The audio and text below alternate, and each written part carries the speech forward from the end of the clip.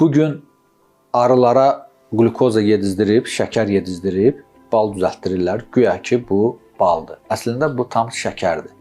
Bunun çox sadə bir yoxlama üsulu var. Bala bir damcı yod qatsınlar. Göyərsə deməli o şəkərdir, o bal deyil.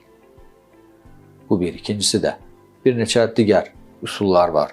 İsti suda həll eləmək, uzatdırıb çəkmək. Yəni şəbəkələrdə YouTube hostinqində bunun haqqında, balın keyfiyyətini yoxlamaq haqqında kifayət qədər qısa video çarxlar var, oradan eləyə bilərsiniz. Amma fəsadı bəli var.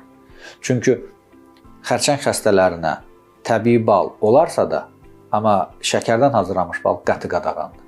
Ümumiyyətlə, sənaye şəkəri xərçəng xəstələrinə qadağandır. Çünki şiş hüceyrələri 40 dəfə artıq glukozanı mənimsir və onunla qidalanır.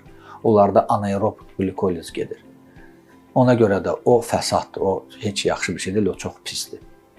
Təmiz bal isə yaxşıdır, amma təmiz balı gərək əmin olub sonra alasınız.